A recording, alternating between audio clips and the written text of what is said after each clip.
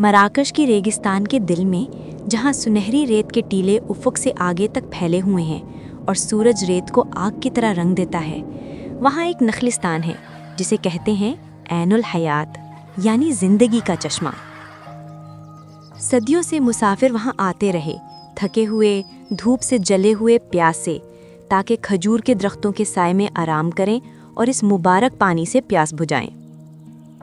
لیکن ایک سال وہ کنواں خشک ہونے لگا۔ عین الحیات کے لوگ خوف زدہ ہو گئے۔ ریگستان صبر والا ضرور ہے، مگر بے رحم بھی۔ پانی بنا تو زندگی کا تصور تک نہیں۔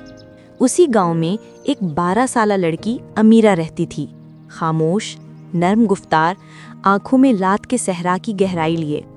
اس کا باپ ایک مسافر تھا، مہینوں غائب رہتا۔ ماں بیماروں کی خدمت کرتی تھی۔ امیرہ اکثر کنویں کے پاس بیٹھتی اور دیکھتی کہ اس کا سایہ ہر گزرتے دن کے ساتھ سکڑتا جا رہا ہے۔ ایک شام اس نے آہستہ کہا، یا اللہ، یہ کنواں کبھی خشک نہ ہو، کوئی مسافر پیاسا نہ مرے۔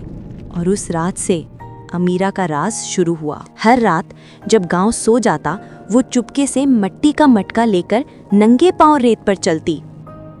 دور کے ٹیلوں میں ایک پرانا چشمہ چٹانوں کے نیچے آہستہ آہستہ بہتا تھا۔ وہ بار بار مٹکا بھرتی اور چاندنی میں واپس کنویں تک پانی لاتی۔ اس کے بازو دکھتے، پاؤں چھل جاتے، مگر وہ مسکراتی، ہر قدم پر کہتی بسم اللہ۔ کسی کو علم نہ تھا، نہ اس کی ماں کو، نہ امام صاحب کو، نہ ہمسایوں کو۔ صبح تک وہ بستر پر واپس ہوتی، اس کے ہاتھوں سے مٹی اور امید کی خوشبو آتی۔ جلد ہی گاؤں والے کہنے لگے، سبحان اللہ، کنواں دوبارہ بھر رہا ہے۔ بارش نہیں ہوئی، پھر یہ کیسے ممکن ہے؟ بچے پانی کے گرد ناچنے لگے، مسافر شکر ادا کرنے لگے، یہاں تک کہ اونٹ بھی اس ہفتے زیادہ دیر تک پانی پیتے رہے۔ مگر سچ صرف اللہ تعالیٰ ہی جانتے تھے۔ ایک رات جب امیرہ پانی لے جا رہی تھی، ایک خوفناک ریت کا طوفان اٹھا، جیسے 1000 درندے دھاڑ رہے ہوں۔ چاند غائب ہو گیا، ریت اس کے پاؤں کے نیچے سرکنے لگی، وہ گری، مٹکا ٹوٹ گیا۔ وہ رینگنے لگی، مگر طوفان نے اسے پیچھے دھکیل دیا۔ اس نے آنسوؤں میں دعا کی، یا رب، میں نے تو صرف تیری رضا کے لیے نیکی کرنا چاہی تھی۔ پھر خاموشی چھا گئی، ہوا تھم گئی، فضا ٹھنڈی ہو گئی۔